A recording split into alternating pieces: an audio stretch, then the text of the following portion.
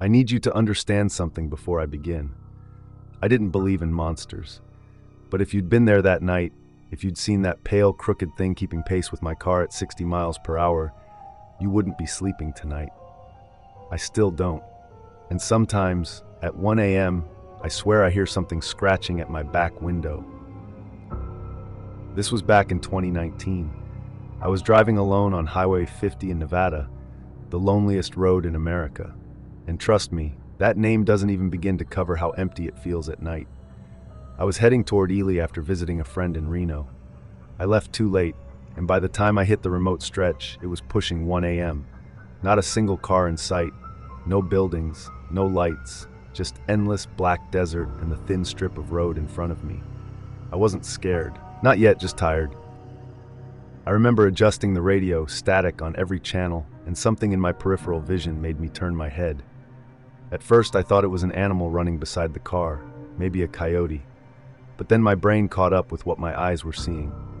It wasn't on four legs. It was upright, tall, long-limbed, pale, and it was keeping up with my car going 60 miles per hour. I froze. My hands locked on the wheel. The thing's movements were wrong. Its arms and legs swung in sharp, jerky motions, like its joints were bending in directions they shouldn't. It didn't look at me. Not yet, but it knew I was there. My heart felt like it was trying to climb out of my throat. I kept glancing between the road and the thing pacing me. It didn't slow down, it didn't speed up, it just stayed there, perfectly matching my speed. And then, it turned its head toward me. Its neck didn't rotate the way a human's should. It twisted, a slow, bone-creaking twist until its face, its blank, smooth face, was staring right at me. I slammed my foot on the brake. The car fishtailed as I skidded to the shoulder, gravel spraying everywhere. I came to a hard stop, chest slamming against the seatbelt. Everything went silent, completely silent. No wind, no insects, no sound at all. I sat there shaking, staring into the darkness, and then I saw it, about 30 feet away, standing still. Its body was thin, too thin, like its bones were about to puncture through its skin. Its head was tilted to the side, farther than any head should tilt, as if it were examining me. I don't know why I didn't drive off. Maybe I was too scared. Maybe I thought staying still meant it wouldn't come closer. But then it took a step, just one step. And suddenly, it wasn't 30 feet away anymore. It was at the edge of my headlights, as if it had blinked into place, half the distance gone in an instant. I screamed and threw the car into drive. I hit the gas so hard the tires spun before catching the asphalt. The car lurched forward. I didn't look in the mirrors. I didn't want to know if it was chasing me. The road stretched out endlessly. My breathing was panicked and shallow. The speedometer climbed. For miles, I didn't see anything behind me. But I didn't stop. Not until I reached Ely and pulled into the first gas station I saw. I sat there under the buzzing fluorescent lights, shaking uncontrollably. I told myself I'd imagined it. I'd hallucinated from lack of sleep. I tried so hard to believe that, until the next morning. When the sun came up, I finally stepped out of my motel room to clear my head. And that's when I saw it. On the rear window of my car, 5 long, streaking marks dragged across the dusty glass. Not fingerprints. Finger marks. Each one thin, almost claw-like, as if something with impossibly long fingers had scraped across the back while I drove. That's when I knew I hadn't imagined anything. It had been right behind me, close enough to touch the glass. I left Nevada that afternoon. I will never drive that road again. And sometimes, when I'm driving late at night, I still check my mirrors more than I should. Because whatever walked beside my car that night, I don't think it stopped following me. If you ever find yourself on Highway 50 after midnight, don't drive alone. Don't slow down. And whatever you do, don't look out your window, because something out there moves faster than it should, watches closer than it should, and waits for the next car to pass by.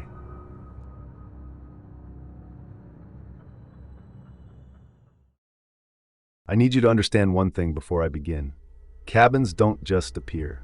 Not in the middle of a mapped forest, not in a region I've walked 43 times, not overnight. But 3 months ago, deep in the Alberta backcountry, I saw a cabin that shouldn't exist. And when I stepped inside, something had already carved my name into the wall. My name is Evan Mallory. I'm a forest surveyor, meaning I spend most of my life alone in the woods with a GPS, a notebook, and way too much silence. I've always believed forests are predictable. Trees grow slow, rivers carve patiently, nothing changes overnight. I don't believe that anymore. It was early, cold, the kind of morning where your breath looks like it's trying to escape your body. I was following an old game trail, a path I knew better than the floor of my own cabin, when the first wrong thing happened. The forest went silent, no birds, no insects, even the wind seemed to hold its breath. And then I smelled something, sap, fresh, like a tree had just been cut, except there were no fallen trees, no stumps, nothing freshly split. That smell guided me like a hand on my back, pushing me off the trail towards something I had never seen before. There it was, a log cabin, perfect, symmetrical, roof intact, windows unbroken, not old, not abandoned, new. But here's the thing. There were no tire tracks, no footpaths, not even disturbed moss around the foundation, no chainsaw cuts on the logs, no tool marks, no fire pit, no signs of life. It was like the cabin had been placed there, lowered from above, dropped out of the sky. My brain rejected it immediately. Cabins do not appear overnight. Not in the middle of a mapped forest I've surveyed for 6 years. But it was there, waiting. The front door wasn't locked, it wasn't even fully closed. When I pushed it open, warmth poured out, a soft golden heat like a home that had a fire burning inside for hours. But there was no fire. Instead, there was a table, 3 plates, 3 forks, 3 steaming meals, steam, fresh, rising. Someone had just been here. The chairs were pushed back, angled outward, as if 3 people had stood up at the exact same time. My eyes lifted. Every wall inside the cabin was covered in carvings. Rows and rows and rows of carved dates, each one paired with a name. Most of them were crossed out. Dozens, maybe hundreds. And then I saw it. At the very bottom of the last row, freshly carved, so fresh sap still glistened around the letters. Today's date, and below it, 2 words, "He's here." My stomach collapsed, because I realized one of the chairs was pulled out toward my side of the table. Then the sound that still wakes me up at night, crack! The back door, slowly, deliberately, opening on its own. A warm breath of air rolled through the cabin, brushing past my legs. Someone was behind that door. I whispered, "Hello?" Nothing. Just the slow, rhythmic creaking, like someone was pushing the door open with a fingertip. I stepped backward. The smell changed. The warm sap scent faded, replaced with something metallic, sharp, like old pennies. Blood. The back door stopped moving. Silence. Then, a shoe scraped across the wooden floor. Not a boot, not a work shoe. A bare foot. I could hear skin against wood, slow, dragging, purposeful. And then the cabin dimmed. There were no lights. The daylight dimmed, like the sun itself was backing away from the windows. Someone, stepped out from behind the doorframe. I didn't see his face, only his shape. Tall, thin, long arms grazing the floor, head tilted far too much to one side, like his neck was only pretending to hold him up. He whispered my name, my full name, Evan Mallory, in a voice that was too close, even though he stood across the room. I stumbled backward and slammed into the table, knocking over one of the plates. The food didn't spill. It didn't even shift, like it wasn't real. I ran. I didn't think, didn't breathe, didn't look back. Branches whipped across my face, the forest floor blurred beneath my feet. But no matter how fast I ran, I heard him behind me. Not footsteps, carvings. The sound of wood being cut, scraped, etched, like he was carving more names, closer, faster. I tripped over a fallen log and hit the ground hard. My vision flashed white. When I pushed myself up, I saw something ahead of me. Another cabin, identical, same shape, same roof. Same window. No, it couldn't. I backed away, shaking, because carved into the front door, fresh and dripping sap, was my name. I bolted again, veering off the trail, crashing through brush like a trapped animal. The forest changed around me, trees I didn't recognize, rock formations that shouldn't exist. And worst of all, I kept smelling fresh sap, like I was running in circles, like he was guiding me. Finally, through the trees, I saw my truck. My beautiful, rusted, life-saving truck. I didn't even check the back. I dove into the driver's seat, slammed the door, and hit the gas so hard the tires spit rocks. I didn't stop driving for 2 hours. Not until my radio picked up a station again. Not until the forest thinned enough for sunlight to find me. I didn't tell anyone. Who would believe me? But 2 nights ago, I woke up to a sound outside my cabin. Carving. A slow, wet scraping sound. Wood being etched. I grabbed a flashlight, opened the door, and saw nothing. But when I turned back inside, on the wooden frame beside my bed was a fresh carving. Today's date. And 2 words, "You're late." I haven't slept since, and I don't think he ever left that forest. I think he followed me home.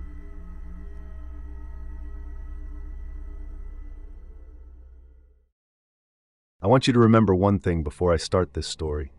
Houses don't just disappear. Not whole ones. Not with foundations, walls, windows, and definitely not with whatever was knocking from behind that basement door.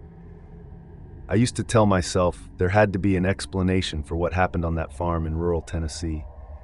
But after that night, after what my friends and I saw, I don't believe that anymore. Some places weren't built by human hands, and some doors should never be opened. It started as a simple weekend hike. Just me, my friend Caleb, and our other friend Jordan. We'd been hiking together since college, and Tennessee's backwoods were familiar enough that we weren't expecting anything unusual. Around late afternoon, dark clouds rolled in fast. Too fast. Within minutes, thunder cracked across the hills, and rain fell so hard it was like buckets being dumped on us.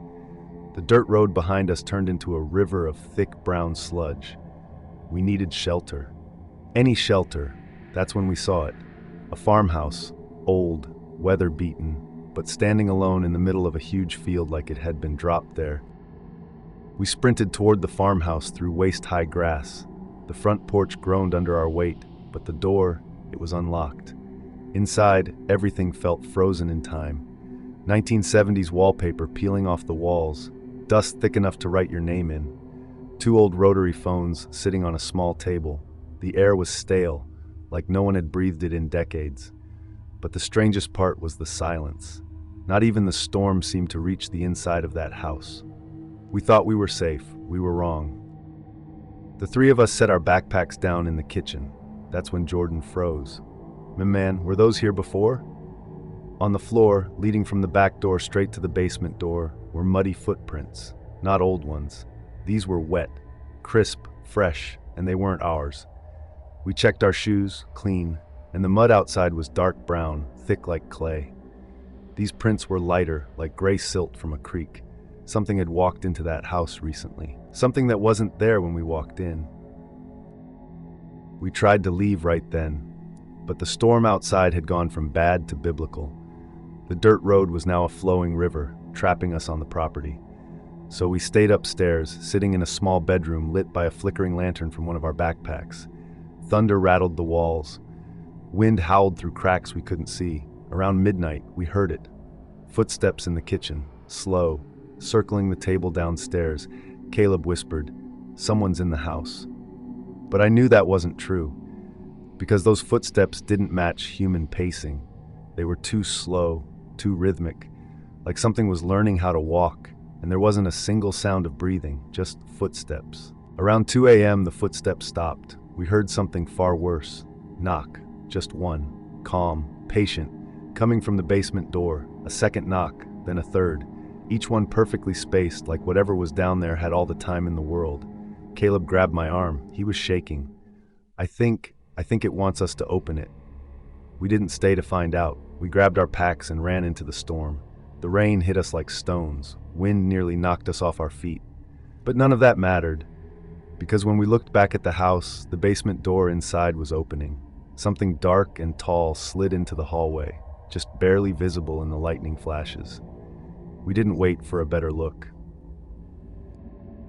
We didn't stop running until we reached the main road. By sunrise, we flagged down a sheriff's deputy and begged him to come back with us. We were exhausted, muddy, terrified, but he humored us. When we reached the field, the farmhouse was gone. Not collapsed, not burned, not moved, gone. Just tall grass swaying in the morning breeze. No footprints, no porch, no foundation, not even disturbed soil where a building should have stood. The sheriff looked at us like we were crazy, but we weren't. Because lying in the grass, right where the basement door should have been, was a single muddy footprint. Gray silt, just like the ones in the kitchen, and it wasn't human. I've heard stories since then, rumors about land where no one builds because the ground doesn't keep still, stories of old structures appearing and disappearing along back roads, people hearing knocking coming from beneath empty fields. But the worst part? Sometimes, when I'm alone at night, I hear it again, a calm, patient knock, 3 taps, like something asking to come in, and I pray it never finds another door. But deep down, I know it will. If you like these horror stories, please like this video and comment which story scared you most, and subscribe to the channel for more true horror stories every week.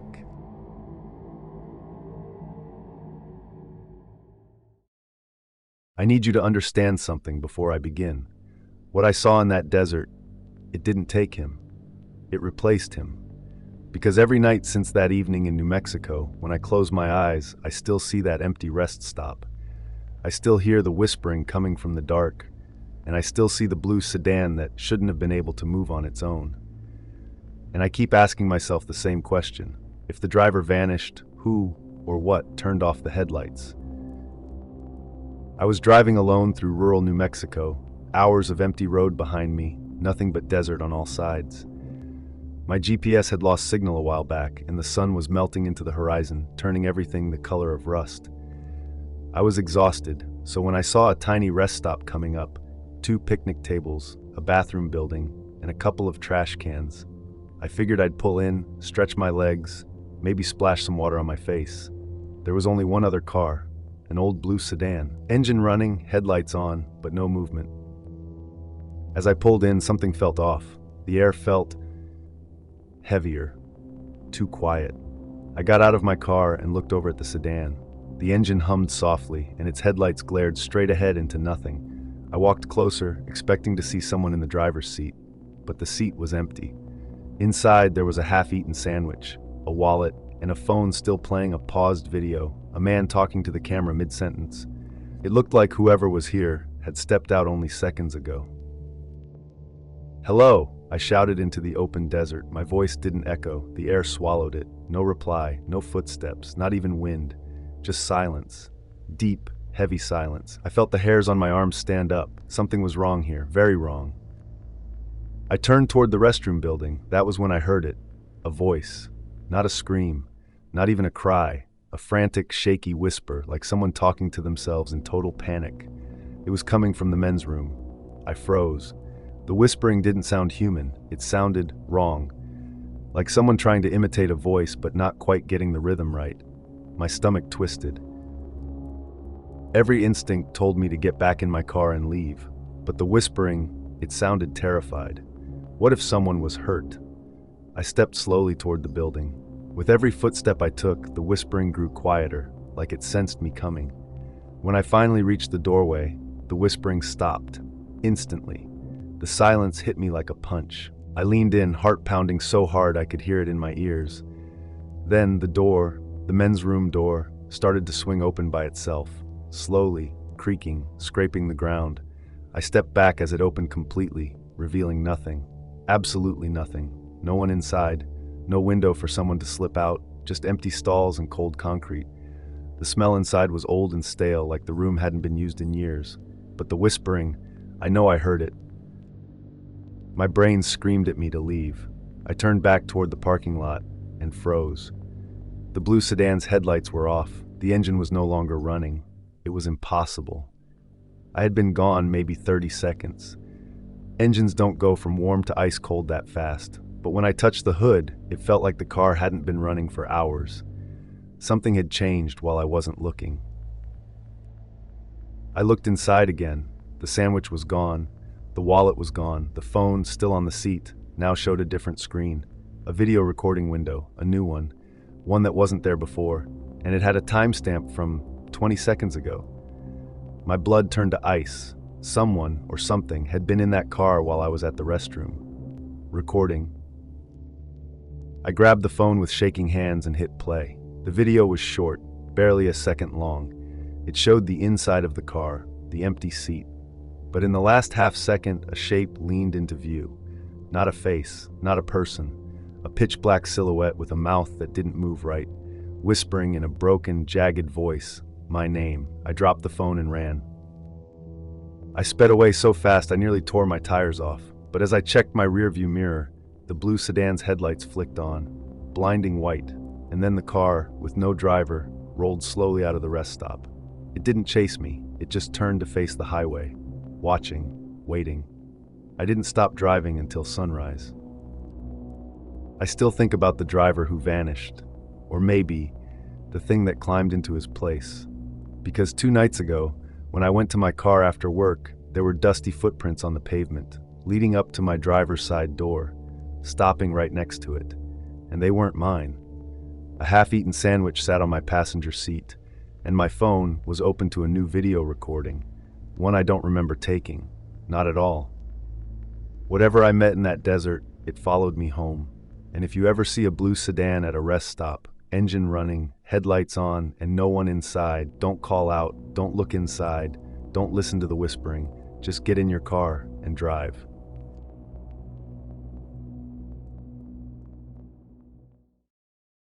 I still hear that voice sometimes, not the words, but the sound, like a human stretched over something that wasn't. And every time it echoes in my head, I remember one thing: we never should have stopped for that flare. My girlfriend, Mia, and I were driving through a remote part of Alaska. You know, the kind of stretch where the road feels like it's suspended in the middle of nowhere? No towns, no gas stations, no cars for hours, just endless trees, a white horizon, and a silence so thick it felt like pressure on my ears. We were heading to Fairbanks for a little off-grid vacation. No people, no noise, no problems, or so we thought. It was early evening when it happened.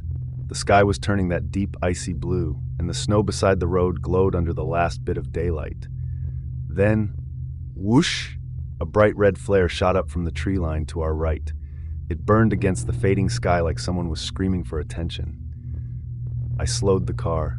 Mia looked at me and whispered, "Someone's in trouble." And stupidly, I agreed. We pulled over. The moment I opened the door, the cold slapped me so hard it almost knocked the wind out of me. Alaska has this kind of cold that feels alive, like it's watching you. We walked toward the tree line. The snow was untouched, except for one thing: footprints, fresh ones, small, human-looking. Mia said these look recent, maybe minutes old. But that flare, the footprints went into the trees, not away from them. Someone was signaling for help, yet walking deeper into the forest. It made no sense. We followed the prints for maybe 5 minutes before reaching a clearing almost perfectly circular, like someone carved it out. In the center was a jacket, torn, frozen stiff. Next to it, an emergency kit, old, rusted, half buried in ice. It looked like it had been there for months, maybe longer. But the footprints that led us here, they were brand new. My breath fogged in front of me as I said, "This doesn't belong to whoever sent up that flare." Mia didn't answer. She was staring into the trees. That's when we heard it, a voice, soft at first, almost swallowed by the wind. Help. It drifted out from deep inside the forest, weak, fragile, human.